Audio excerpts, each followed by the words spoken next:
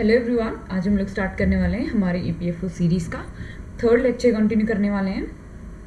तो without wasting time हम लोग थर्ड लेक्चर स्टार्ट करते हैं। थर्ड लेक्चर में देखो आज हमारा क्या रहने वाला है। बेसिक पहले तो वही कि चारों लॉज का ओवरव्यू देख लो। क्या है कि जो कोड ऑन वेजेस है 2019 में जो आया उसने सबसे पहले क्या क्या उसमें मतलब बहुत सारे लॉज को कंसोलिडेट करके 4 लॉज बना दिए गए। तो उसमें सबसे पहले आया कोड ऑन वेजेस 2019 में, जिसमें पेमेंट ऑफ वेजेस एक्ट आया, minimum wages act, payment of bonus act और इक्वल रेम्यूनरेशन एक्ट। ये सब इसमें ऐड कर दिया गया कोड ऑन वेजेस में। ये सब हम लोग ऑलरेडी कर चुके हैं, तो बस एक ओवरव्यू ले रहे हैं दोबारा से ताकि हमारी मेमोरी में रहे। सेकेंड, इंडस्ट्रियल रिलेशन में हमारे पास कौन सा है? Trade union act, industrial employment standing orders and the last is industrial dispute act. इसमें हमारे 3 लॉज को कंसोलिडेट कर दिए गए। नेक्स्ट आते हैं हमारे सोशल सिक्योरिटी पे, जिसमें हमारे पास आता है जैसे ग्रेट्युटी क्या मिलेगी, मैटरनिटी बेनिफिट क्या है, ये सब सोशल सिक्योरिटी में आते हैं। And the last is occupational safety और वर्किंग कंडीशंस क्या होंगी, ये अलग से कोड है जिसमें टोटल 13 लॉज को कंसोलिडेट किया गया। अब 1 बाय 1 इन लॉज को देखेंगे, जो भी मोस्ट इंपॉर्टेंट लॉज हैं। ठीक है, चलो एक सेकेंड।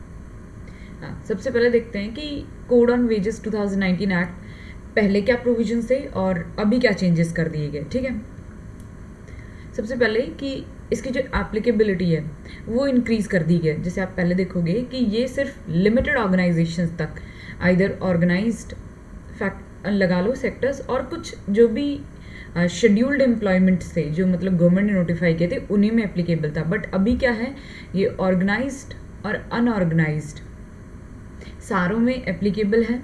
अब उनमें मिनिमम वेजेस, बोनस से सारी चीज़ें ऐड कर दी गई, जबकि अनलाइक जो प्रीवियस हमारे लॉज थे जैसे मिनिमम वेजेस एक्ट और payment of wages act, bonus act, इन सब में क्या करा था गवर्नमेंट ने एक लिमिट लगा रखी थी कि सीलिंग लिमिट है, इतने होगा तभी आपको इनका बेनिफिट मिलेगा। बट अभी क्या है कि एक ब्रॉड लेवल पे सबके लिए अवेलेबल है। अभी देखते हैं क्या क्या उनमें चेंजेस किए गए। तो सबसे पहले क्या किया है, the code on wages apply to all employees in all establishments. तो देखो पहले क्या था कि कुछ शेड्यूल एम्प्लॉयमेंट्स मतलब कुछ नोटिफाइड थे, जो नोटिफाइड ओनली।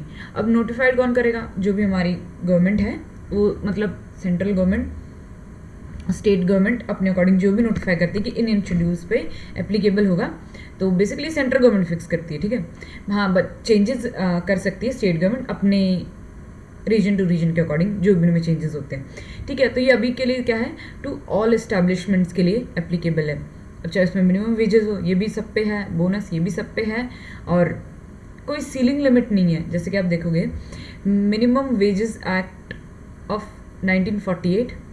ठीक है, अब इसमें क्या किया है, मतलब प्रीवियसली क्या था और अभी क्या है, इसमें सबसे पहले क्या किया कि एक फिक्स्ड मिनिमम वेज करेगी। ठीक है, बट इसमें क्या था कि only applicable to certain scheduled, मतलब कुछ फिक्स टाइप ऑफ इंडस्ट्रीज में ही ये मिनिमम वेजेस एक्ट एप्लीकेबल था। नेक्स्ट हमारा पेमेंट ऑफ वेजेस एक्ट, जिसमें क्या था टाइमली वेजेस ऑफ पेमेंट देनी है, बट कितनी, मतलब किस पे ये एप्लीकेबल होगा, apply only to workers earning below 24,000 per month, कि मतलब ये सिर्फ उन फर्म्स पे एप्लीकेबल था जिनमें पेमेंट ऑफ वेजेस एक्ट, जिनमें जो वर्कर है जिसकी सैलरी 24,000 से कम है। फिर आया बोनस एक्ट। बोनस एक्ट में क्या कहा कि एनुअल बोनस देना है, बट किसको देना है, सिर्फ उसको जिसकी salary is less than 21,000 per month. मतलब कुछ ना कुछ उन्होंने लिमिट रखी हुई थी पहले जो हमारे प्रीवियस लॉ, ये अभी हमारे मतलब जो पुराने लॉज थे उन्हीं को देख रहे हैं। अभी चेंजेस क्या आएंगे वो देखेंगे। ठीक है, equal remuneration act, no gender discrimination in pay, ये था कि हाँ कोई जेंडर डिस्क्रिमिनेशन नहीं होगा। बट ये जो इक्वल रेम्यूनरेशन था ये लिमिटेड इंडस्ट्रीज में इन्फोर्स था, मतलब कुछ ऐसी इंडस्ट्रीज हैं जिनमें ये एप्लीकेबल था, बाकी कुछ ऐसी भी थी जिनमें भाई हो सकता है मेल स्ट्रेंथ ज़्यादा हो, मेल स्ट्रेंथ ज़्यादा है तो उसकी वजह से वहाँ पे फीमेल्स कम हैं तो वो चीज़ एप्लीकेबल ही नहीं है। एक आधी एम्प्लॉय है तो मतलब वैसे एडजस्ट कर दे रहे हैं कि ऐसा नहीं है कि इक्वल रेम्यूनरेशन मिल रहा है इक्वल पे के लिए, मतलब इक्वल वर्क के लिए। ठीक है, तो ये कुछ मतलब जो हमारे पुराना लॉ था उसमें ये सब था कि चीज़ें फिक्स थी but to a certain limit, कि हाँ जैसे कि अगर फिक्स मिनिमम वेजेस हैं तो आपका किस शेड्यूल में आपकी इंडस्ट्री आ रही है तो एप्लीकेबल है। अगर आपकी सैलरी 24,000 से कम है तो वो आपको पेमेंट ऑफ वेजेस एक्ट के थ्रू पेमेंट मिलेगी। और अगर बोनस एक्ट में आप एलिजिबल हो तभी जब आपकी 21,000 रुपये से कम सैलरी है तब आपको बोनस मिलेगा, ठीक है। और इक्वल रिम्यूनरेशन भी मिलता है, बट किसको, जिसमें जो भी लिमिटेड इंडस्ट्रीज थी उनमें ये सब एप्लीकेबल था, मतलब एक ब्रॉड लेवल पे नहीं था, ठीक है। नेक्स्ट आते हैं चेंजेस क्या क्या किए गवर्नमेंट ने। अब ये जो नए चेंजेस हुए हैं वो तो हम लोग पुराने पढ़े हैं, ये क्या है, चेंजेस क्या क्या हुए हैं। अब देखो सबसे पहले तो क्या किया कि एप्लीकेबल टू ऑल सेक्टर्स, इसमें हमारे प्राइवेट, गवर्नमेंट, ऑर्गेनाइज्ड, अनऑर्गेनाइज्ड। अब देखो अगर गवर्नमेंट सिर्फ ये करे कि हाँ भाई प्राइवेट सेक्टर्स के लिए एप्लीकेबल नहीं है या अनऑर्गेनाइज्ड के लिए नहीं है, तो फिर तो वही बात हो गया, क्योंकि आप देखो कि आज भी जो हमारे मोस्ट ऑफ द पॉपुलेशन है वो प्राइवेट सेक्टर में है, क्योंकि देखो गवर्नमेंट जॉब तो कितनी ही है आपको पता है। और जो ज़्यादातर लेबर है या हमारे स्मॉल मार्जिनल ग्रुप्स हैं वो तो हमेशा ऑर्गेनाइज्ड, अनऑर्गेनाइज सेक्टर में देखोगे आपको, ऑर्गेनाइज में तो इतने मिलेंगे नहीं, ठीक है। तो अगर गवर्नमेंट सिर्फ अपने गवर्नमेंट को या गवर्नमेंट मतलब जो भी है ऑर्गेनाइजेशन उनको या ऑर्गेनाइज में ही सिर्फ ये करे तो मतलब ये क्या है कि एक ब्रॉड लेवल पे फ़ायदा नहीं मिलेगा, जो मार्जिनलाइज सेक्शन है वो फिर भी मार्जिनलाइज ही रहने वाला है।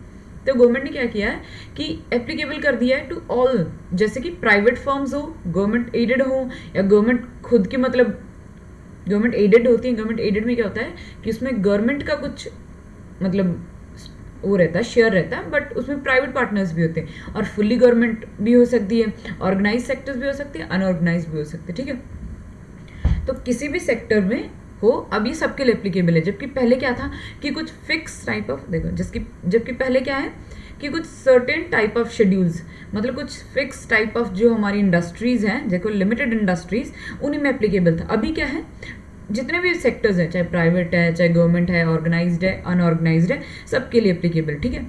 अब second, know industry restriction.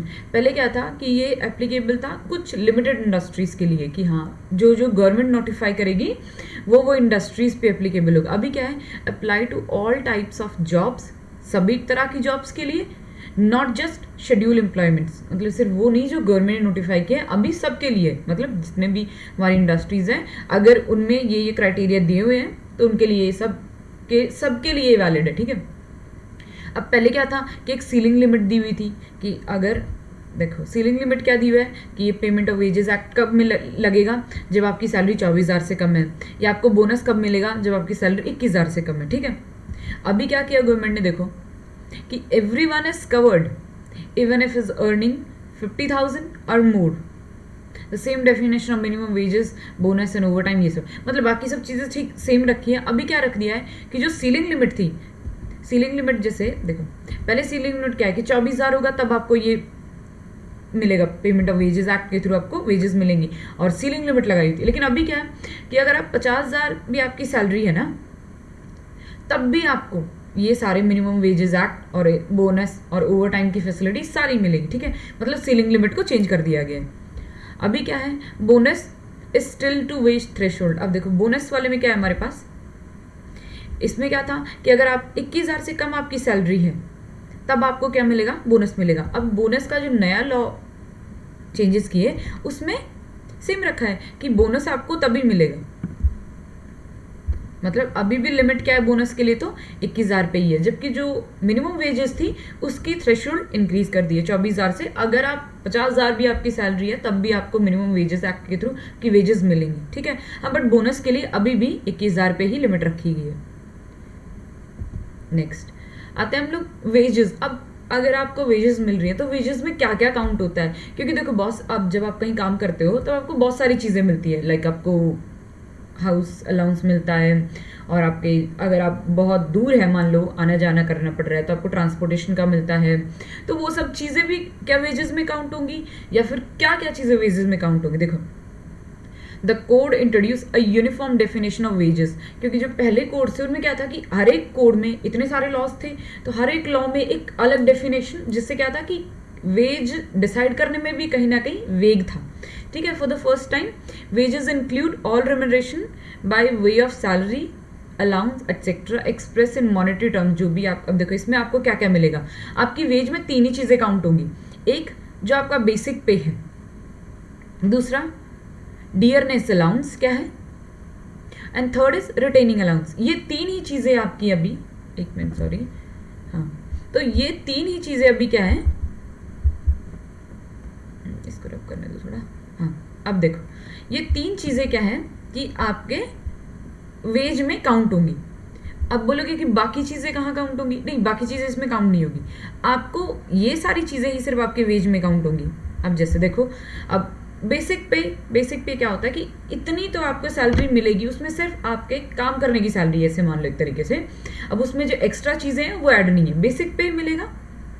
Second आता है हमारे पास डियरनेस अलाउंस। अब डियरनेस अलाउंस क्या होता है, देखो अब जैसे आज आप काम कर रहे हो, ठीक है, आपकी सैलरी में आपको बेसिक पे तो दिए जा रही है, मान लो आपकी बेसिक पे है 10,000 रुपये, ठीक है।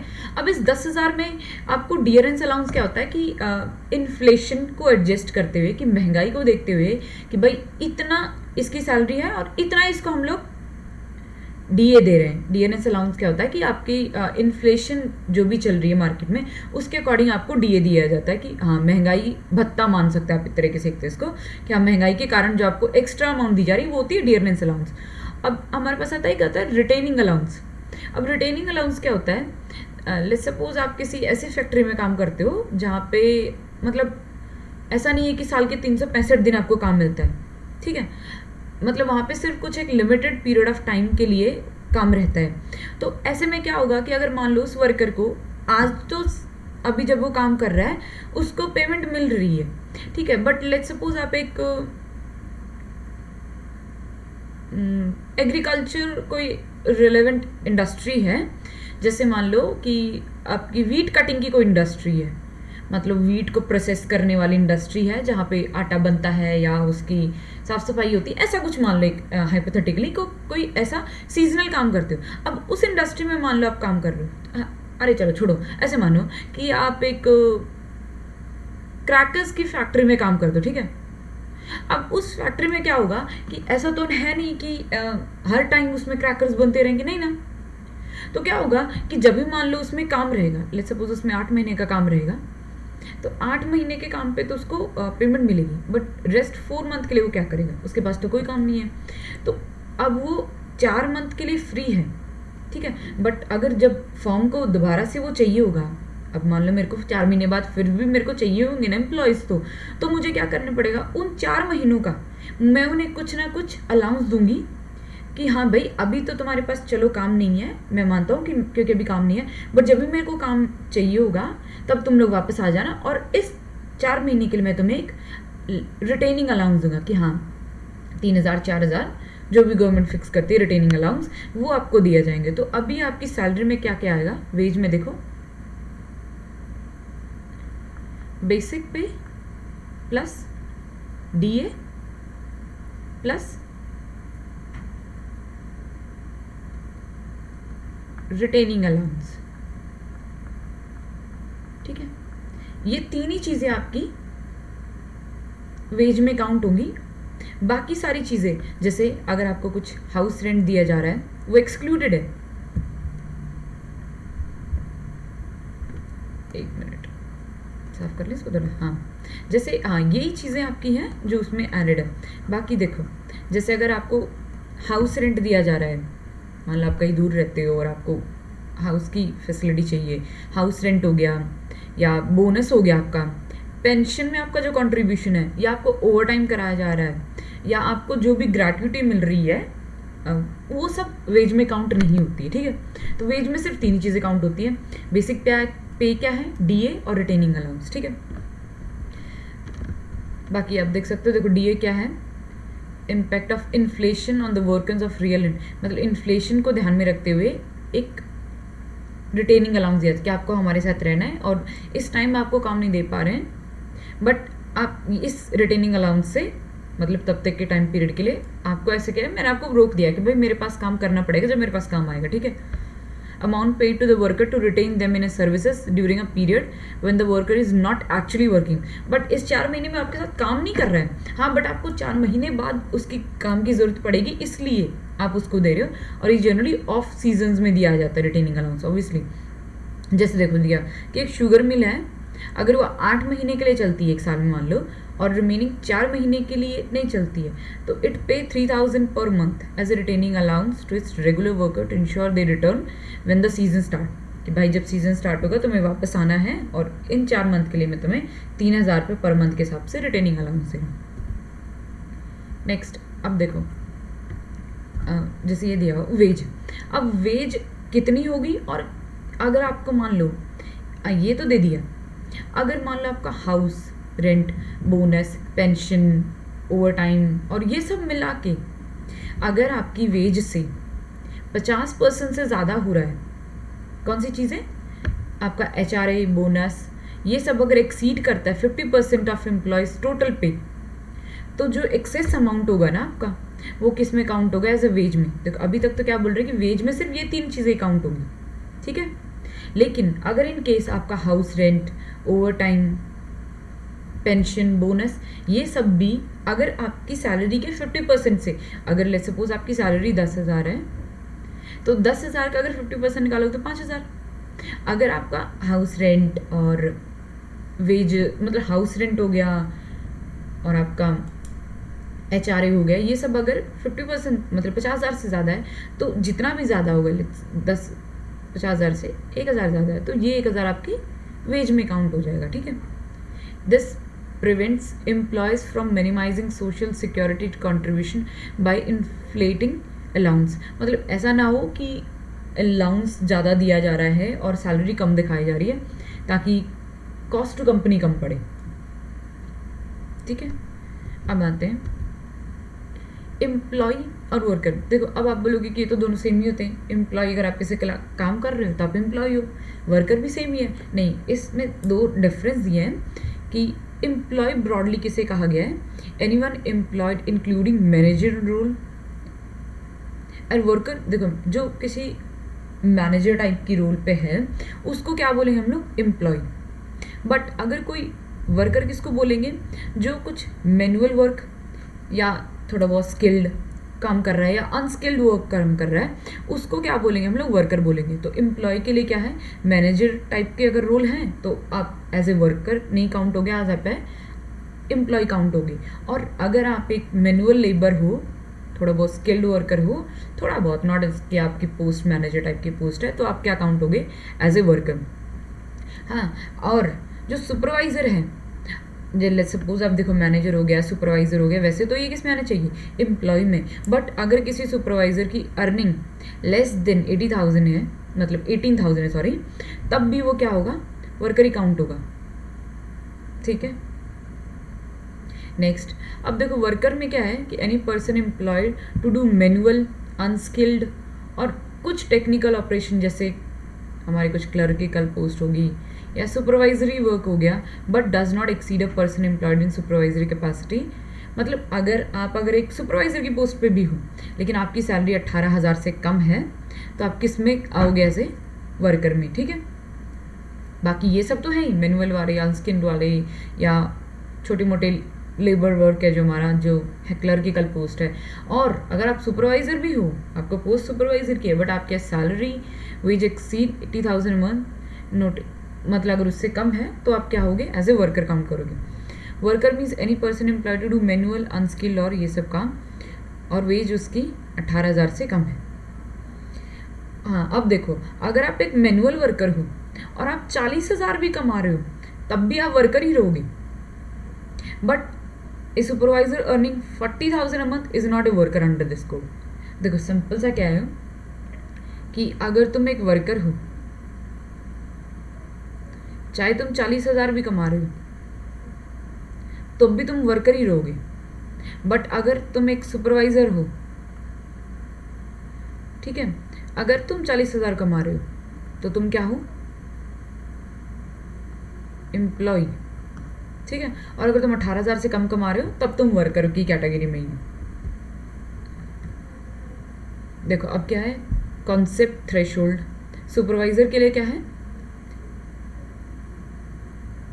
Only if earning less than 18,000, कि जो सुपरवाइजर है वो भी एज ए वर्कर ही काउंट होगा। देखो वैसे तो हम कह रहे हैं कि सुपरवाइजर क्या है, हमारा एम्प्लॉय है, बट वो भी एज ए वर्कर ही काउंट होगा। कब, अगर उसकी सैलरी लेस देन 18,000 है। बोनस एलिजिबिलिटी सेम वही 21,000 रुपये पर मंथ के हिसाब से है। एम्प्लॉय प्रोविडेंट फंड, ठीक है, इसकी कवरेज कब मिलेगी? अगर तुम्हारी सैलरी 15,000 या उससे कम है तो आपको ईपीएफओ की फैसिलिटी भी मिलेगी। अब ये क्या है? Employees state insurance act of 1948। इसमें भी क्या है कि अगर आपकी 21,000 या उससे कम सैलरी है तो आपको इंश्योरेंस की फैसिलिटी भी मिलेगी, ठीक है। अब ये वैसे हम लोग देख चुके पहले कि मिनिमम वेजेस कौन सी होती हैं। मिनिमम वेजेस वही होती हैं कि जो एक अप्रोप्रिएट गवर्नमेंट आइदर सेंट्रल और स्टेट गवर्नमेंट फिक्स करती है कि इससे कम मिनिमम वेजेस किसी भी सेक्टर में कोई स्टेट नहीं दे सकती, ठीक है। अब फ्लोर वेजेस भी वही है कि हमारी जो सेंट्रल गवर्नमेंट है वो सेट करती है। इसमें क्या है कि मिनिमम वेजेस हमारी स्टेट और सेंटर दोनों से, मतलब सेंटर स्टेट कैसे करती है कि सेंटर उसको फिक्स करेगी और स्टेट अपने अपने रीजन्स में with few changes minimum wages को अप्लाई करेगी। बट जो फ्लोर वेजेस है ये टोटली सेंट्रल गवर्नमेंट एस्टैब्लिश करेगी। और इसमें क्या होगा कि जो स्टेट्स हैं वो can not set their minimum wages lower than floor wages, कि जो फ्लोर वेजेस सेट कर दी उससे कम मिनिमम वेजेस नहीं हो सकती, ठीक है। हाँ, उससे हाई रख सकती है, can be set at higher rate based on local conditions, क्योंकि रीजन टू रीजन कंडीशंस का फ़र्क होता है। जैसे मान लो अगर कोई पर्सन नॉर्थ ईस्ट में है और एक हमारा नॉर्थ में है तो दोनों कंडीशंस को, रीजनल कंडीशंस को ध्यान में रखते हुए मिनिमम वेजेस में चेंजेस किए जा सकते हैं। बट फ्लोर वेजेस से कम मिनिमम वेजेस नहीं रखी जा सकती। देखो, it is not same for the whole nation, it can be differ from region to region. अब वेज जो पेमेंट का पीरियड है वो कैसे रहेगा? डेली वर्कर्स के लिए कैसे रहेगा? एंड ऑफ द शिफ्ट और डे पे जैसे भी उनकी शिफ्ट खत्म हो रही है उनको दो। वीकली वालों के लिए कैसे रहेगा? Within 2 days after the end of the week. जैसे मैंने 14 दिन का काम किया है तो मेरे को 16वें दिन उसकी पेमेंट हो जानी चाहिए, ठीक है। ये है 14 दिन का काम किया है तो 2 दिन बाद, और वीकली में भी क्या है 2 दिन बाद, यानी इसमें क्या होगा 7 दिन काम किया है तो 2 दिन करके आपको 9वें दिन पे मिल जाना चाहिए। इसमें आपने 14 दिन किया है प्लस 2 दिन करके 16 दिन पे आपको पेमेंट मिल जानी चाहिए। मंथली वालों पे क्या है कि अगर आपके पास लेस देन 1000 एम्प्लॉयज़ हैं तो आपको क्या है कि 7 तारीख से, किसी भी मंथ की 7 तारीख, जैसे मान लो जनवरी है तो जनवरी मंथ जैसे कंप्लीट हो तो मुझे 7 फरवरी तक पेमेंट मिल जानी चाहिए अगर एम्प्लॉयज़ लेस देन 1000 है। और अगर ग्रेटर देन 1000 है तो उनको 10 तारीख तक, मंथ की 10 तारीख तक, यानी हर मंथ की 10 तारीख को उनको पेमेंट मिल जानी चाहिए। अगर वो मोर देन 1000 एम्प्लॉयज़ है, लेस देन के लिए 7 February। अब मिनिमम बोनस वही है कि आपकी सैलरी कितनी होनी चाहिए, 21,000 या उससे कम सैलरी है तब आप बोनस के लिए एलिजिबल हो। और वो कितना है? 8.33% ऑफ योर सैलरी, ठीक है। ये मिनिमम है। और मैक्सिमम कितना बोनस दे सकती है, मतलब अगर ये मिनिमम है और मैक्सिमम कितना, 20% ऑफ सैलरी। आपकी सैलरी का 20% आपको मैक्सिमम बोनस मिल सकता है।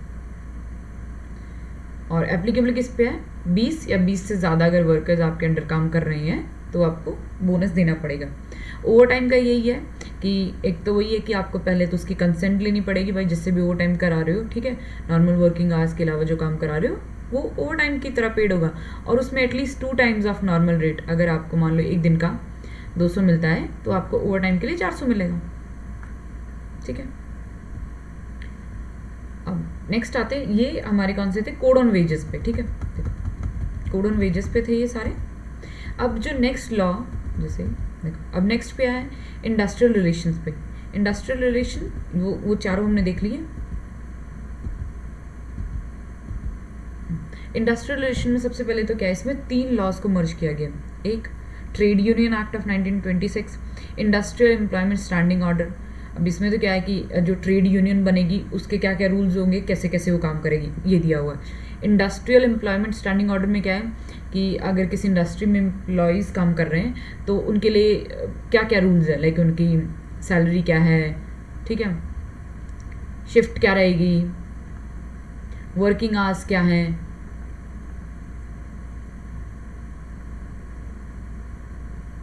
ये सब मतलब उसमें ये रहेगा स्टैंडिंग ऑर्डर में, और ये कैसे कैसे पास करते हैं स्टैंडिंग ऑर्डर, ये सब देखेंगे, ठीक है। नेक्स्ट इंडस्ट्रियल डिस्प्यूट, अगर इंडस्ट्री में कोई डिस्प्यूट हो जाता है तो कैसे कैसे करेंगे। सबसे पहले इसमें कौन कौन इंक्लूडेड हैं वर्कर की में देखो, इसमें हम जैसे मैं पहले देखा था कि स्किल्ड, अनस्किल्ड, मैनुअल, टेक्निकल, सारे, मतलब पहले क्या था कि कुछ fix type of workers he included थे। अभी क्या है, हमारे पास जितने भी मैनुअल हैं या स्किल्ड हैं, लेबर है, सब इसमें हमारे एज ए वर्कर कैटेगरी में इंक्लूड होंगे।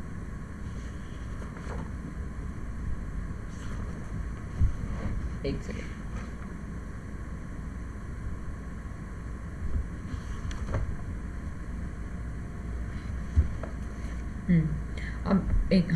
अब इसमें क्या है कि सारे इसमें ऐड होंगे। अब इसमें इंक्लूड इम्पॉर्टेंट क्या है कि इंक्लूडिंग सुपरवाइज़र, मतलब वर्कर ही हो तुम, सुपरवाइज़र की तुम्हें पोस्ट दे रखी है but you are a worker, अगर तुम्हारी सैलरी 18,000 से कम है। जबकि प्रीवियसली क्या था कि सुपरवाइज़र इसमें एक्सक्लूडेड थे, मतलब आप सुपरवाइज़र की पोस्ट हो तो आप वर्कर नहीं हो। बट अभी क्या बोला गया है कि हाँ सुपरवाइज़र की आपकी पोस्ट है, बट अगर आपकी सैलरी 18,000 से कम है तो आप भी वर्कर की कैटेगरी में आओगे। हाँ, बाकी जो मैनेजर टाइप के रोल्स हैं वो, और जो इससे ज़्यादा अर्निंग है जिनकी, वो वर्कर नहीं है, वो आपके एम्प्लॉयज़ हैं। अब देखो इंडस्ट्री, ये इम्पॉर्टेंट है। इंडस्ट्री में जो भी हमारी इंडस्ट्रीज़ हैं जिनमें मतलब कुछ ना कुछ प्रोड्यूस हो रहा है, गुड्स, सर्विसेज, कोई भी सर्विसेज दे रहा है, मान लो टीचिंग की है, डॉक्टर है, आपको सर्विस दे रहे हैं, या कुछ भी प्रोडक्शन हो रहा है गुड्स का, तो सारी सर्विसेज हैं, और ये सारी क्या है इंडस्ट्रीज़ में ही काउंट होंगी। बट क्या काउंट नहीं होगा, जो भी हमारी चैरिटेबल ऑर्गेनाइजेशन है, लाइक हमारे NGOs नहीं होंगे। डोमेस्टिक वर्क, अगर आप घर पे काम करते हो, मान लो किसी कोई घर पे अपना छोटा मोटा काम कर रहा है, तो वो इंडस्ट्री में काउंट नहीं होगी, ठीक है। अब आते हैं सबसे पहले कि ट्रेड यूनियन, जैसे हमने देखा ना, इसमें देखो पहले क्या आंसर है, ट्रेड यूनियन एक्ट 1926। अब ट्रेड यूनियन में सबसे पहले तुम्हारे पास क्या रहा है कि इसमें पहले तो क्या रहेगा, देखो एक रहेगी नेगोशिएटिंग काउंसिल, ठीक है। नेगोशिएटिंग काउंसिल कब बनती है, पहले तो देखो आपको क्या होगा कि एक ट्रेड यूनियन बनेगी, अगर सिंगल ट्रेड यूनियन है तो। अगर एक से ज़्यादा ट्रेड यूनियंस हैं तो क्या बनेगी, एक नेगोशिएटिंग काउंसिल। वैसे तो हमारे पास क्या बनेगी, ट्रेड यूनियन, बट अगर एक से ज़्यादा ट्रेड यूनियंस हैं तो क्या होगी, नेगोशिएटिंग काउंसिल बनेगी, जिसमें क्या होगा कि 51% और मोर वर्कर्स उसमें रिकॉग्नाइज, मतलब मेंबर्स होने चाहिए as a sole negotiating union, तब होगा। और या फिर हम लोग क्या फॉर्म करेंगे, या तो नेगोशिएटिंग यूनियन या फिर नेगोशिएटिंग काउंसिल। तो नेगोशिएटिंग यूनियन के लिए 51% ऑफ जितने भी मेंबर्स हैं ऑर्गेनाइजेशन के वो, और काउंसिल के लिए क्या होगा हमारे पास 20% ऑफ वर्कर्स एटलीस्ट उसके पार्ट होने चाहिए, ठीक है। और इसमें जैसे आप देखोगे कि जैसे रजिस्टर्ड करनी है अगर ट्रेड यूनियन को, तो कितने मेंबर्स होने चाहिए, 7 मेंबर होने चाहिए,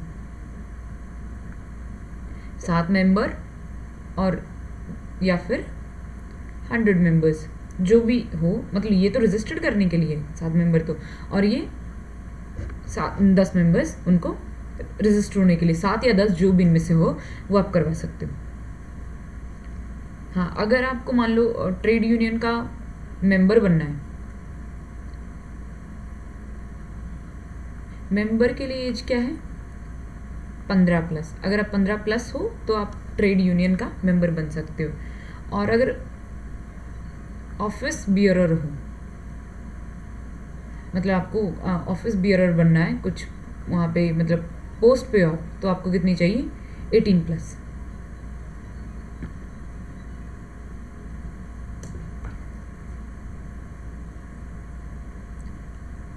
अब स्टैंडिंग ऑर्डर्स में क्या क्या आता है, वही कि भाई उनके रूल ऑफ सर्विसेज क्या रहेंगे वो रहेगा। अब इसमें क्या कर दिया गवर्नमेंट ने, पहले क्या था कि स्टैंडिंग ऑर्डर लगेगा जिन फर्म्स में मतलब 100 एम्प्लॉयज़ हैं, अभी उसको लिमिट को इंक्रीज़ कर दिया गया है कि अगर 300 वर्कर्स काम कर रहे हैं तब आप पे स्टैंडिंग ऑर्डर लगेगा। क्योंकि स्टैंडिंग ऑर्डर ऐसा नहीं है, इसमें बहुत सारी फॉर्मेलिटीज़ होती हैं, आपको उस जो भी मतलब पहले आपको जो एम्प्लॉयर है उसको उस स्टैंडिंग ऑर्डर को पास कराना पड़ेगा, किससे, सर्टिफाइंग ऑफिसर से। फिर वो सर्टिफाइंग ऑफिसर उसको उस स्टैंडिंग ऑर्डर को पास करके देगा, फिर आपको वो इम्प्लीमेंट करने पड़ेंगे। तो मतलब इन कि आपको इतने सारे एम्प्लॉयज़ पे बट डिफ़िकल्ट रहेगा कि भाई अगर छोटी फॉर्म है उसके लिए सब मैनेज करना डिफ़िकल्ट रहेगा। तो अभी क्या कर दिया है कि 100 से अगर 300 एम्प्लॉयज़ हैं तभी आप पे स्टैंडिंग ऑर्डर लगेगा, और giving relaxation to small firms. ठीक है, अभी के लिए इतना, बाकी हम लोग नेक्स्ट में करने वाले हैं। बाकी thank you so much everyone, चलो मिलते हैं, बाय बाय।